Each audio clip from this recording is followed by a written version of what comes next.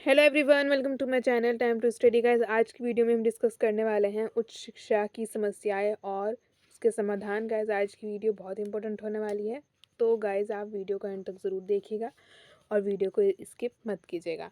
तो गाइस आज की वीडियो बीए फर्स्ट सेमेस्टर के स्टूडेंट्स के लिए और जिस भी बच्चे के पास ये टॉपिक है उच्च शिक्षा वाला, उसके लिए बहुत इंपॉर्टेंट होने वाली है कि आज की वीडियो में हम इसकी उच्च शिक्षा की समस्याएं, कारण और समाधान डिस्कस करेंगे। So guys let's start the video. उच्च शिक्षा की समस्याएं। फर्स्ट है गाइस हमारा प्रशिक्षित शिक्षकों की कमी उच्च शिक्षा की मुख्य समस्या है। सेकंड पॉइंट है गाइस महाविद्यालयों में शिक्षार्थियों के लिए शिक्षण सामग्री का अभाव भी एक मुख्य समस्या है। थर्ड पॉइंट है गाइस शिक्षा पाठ्यक्रम का उद्देश्यहीन होना या मुख्य उद्देश्य से भटकना भी मुख्य कारण है। फोर्थ पॉइंट है गाइस हमारा उच्च शिक्षा की समस्याओं का विद्यार्थियों की रुचि योग्यता के अनुसार ना होकर शिक्षण विधि का नीरस रूढ़िवादी होना। ये हो गई गाइस हमारी उच्च शिक्षा की समस्याएं। वैसे तो और भी बहुत समस्याएं हैं गाइस, पर इसमें मोस्ट जो हैं वो यहाँ पे दी हुई हैं। अब आप देख लीजिए गाइस उच्च शिक्षा की निजीकरण की समस्या, ये भी उच्च शिक्षा की समस्या में आता है। ये ज़रा मैंने बड़ा हेडिंग करके लिखा हुआ है, तो आप अच्छे से देख लीजिएगा क्योंकि काफ़ी इंपॉर्टेंट समस्या है। निजीकरण बोलते हैं गाइस प्राइवेटाइजेशन को। तो चलिए गाइस देखते हैं। निजीकरण का अर्थ है उत्पादन के साधनों पर व्यक्तिगत संस्थाओं का अधिकार होना। हमारे देश में मिश्रित अर्थव्यवस्था को अपनाया गया है जिसमें सार्वजनिक और निजी दोनों को शामिल किया है। लेकिन जब सार्वजनिक क्षेत्र के किसी उपक्रम पर निजी संस्थाओं का अधिकार हो जाता है उसे निजीकरण कहते हैं। जैसे गाइस आप समझ लीजिए सरकारी चीज़ का प्राइवेट हो जाना, इसे ही निजीकरण कहा जाता है। एक वन लाइन में आप ये ऐसे लिख सकते हैं। मैंने इसमें आपको डिटेल से बता दिया है कि जब कोई निजी हाथों में आ जाती है, कोई सार्वजनिक क्षेत्र की कोई संस्था या कुछ, तो उसे ही निजीकरण कहा जाता है। तो आई होप आपको अच्छे से क्लियर हो गया होगा कि निजीकरण कहते किसे हैं। निजीकरण वर्ड से आप समझ जाइएगा जहाँ पे लिखा हो प्राइवेट। ओके, निजी संस्थाओं का अधिकार हो जाता है उसे निजीकरण कहते हैं। आगे आएगा गाइज हमारे देश में शिक्षा को समवर्ती सूची में रखा गया है। यह एक सार्वजनिक कार्य है, लेकिन जब सरकार शिक्षा को सार्वजनिक क्षेत्र से निकालकर निजी क्षेत्र को सौंप देती है तो उसे शिक्षा का निजीकरण कहते हैं। भारत में शिक्षा का निजीकरण प्राथमिक से लेकर उच्च शिक्षा तक किया गया है। सो गाइज ये हो गया हमारा शिक्षा का निजीकरण। समस्या का स्वरूप देखते हैं गाइज हम। उच्च शिक्षा के निजीकरण से बहुत सी समस्याएं उत्पन्न होती हैं। ये गाइज उच्च शिक्षा के निजीकरण की समस्या का स्वरूप है। उच्च शिक्षा के निजीकरण से बहुत सी समस्याएं उत्पन्न होती हैं। सबसे पहले तो निजी विद्यालय शर्तों को पूरा नहीं करते, भ्रष्टाचार से बिना शर्तें पूरी करते हुए उन्हें मान्यता दी जाती है, जिससे शिक्षा का स्तर गिर जाता है। दूसरी ओर आवश्यकता से अधिक विद्यालयों को मान्यता दे दी जाती है, जिससे वे बेरोजगारों की संख्या में वृद्धि करते रहते हैं। निजीकरण से शिक्षा महंगी हो जाती है, जिससे निर्धन छात्र शिक्षा से वंचित रह जाते हैं। ये हो गया गाइस हमारा निजीकरण की समस्या का स्वरूप। देखते हैं गाइस समस्या के कारण।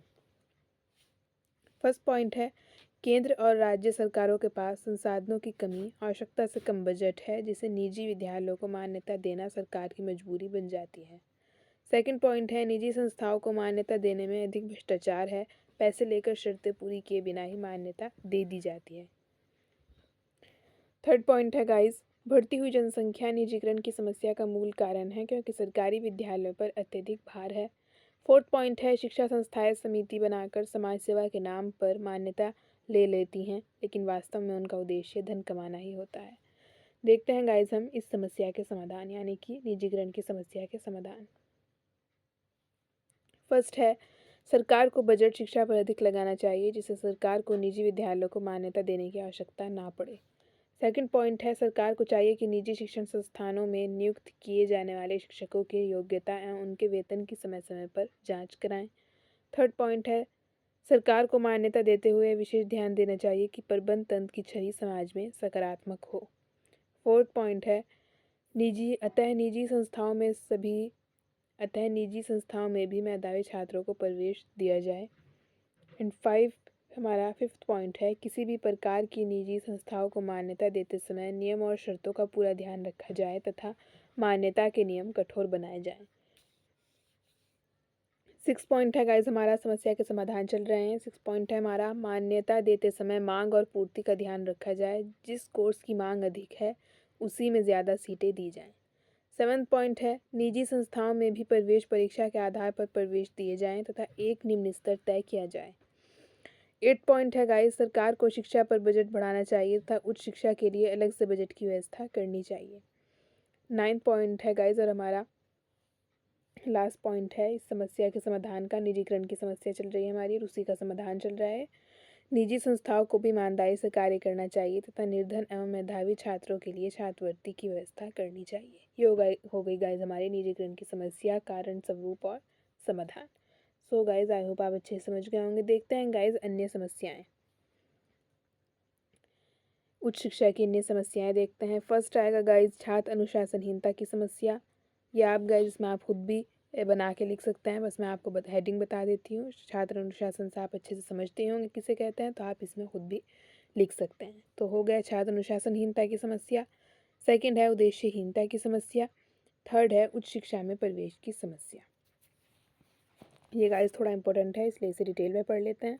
भारत में जनसंख्या बहुत तेज़ गति से बढ़ रही है, उसी के साथ साथ उच्च शिक्षा में प्रवेश लेने वाले छात्रों की संख्या तेज़ी से बढ़ रही है। जब सभी इच्छुक छात्रों को उच्च शिक्षा में प्रवेश नहीं मिल पाता है तब यह समस्या उत्पन्न होती है, जिससे बहुत से छात्र उच्च शिक्षा से वंचित रह जाते हैं। इसके समाधान के लिए सरकार को ध्यान देना चाहिए और यह सुनिश्चित करना चाहिए कि प्रत्येक इच्छुक छात्र को उच्च शिक्षा में प्रवेश मिल सके। फोर्थ है गाइज हमारा ये अन्य समस्याएं चल रही हैं उच्च शिक्षा की। दोषपूर्ण अध्ययन विधि। उच्च शिक्षा में प्राय भाषण प्रणाली का प्रयोग किया जाता है, जिससे छात्र निष्क्रिय रूप से सुनते रहते हैं। व्यवहारिक और प्रयोगात्मक शिक्षण विधियों का अभाव है, जिससे छात्र कुशलता प्राप्त नहीं कर पाते।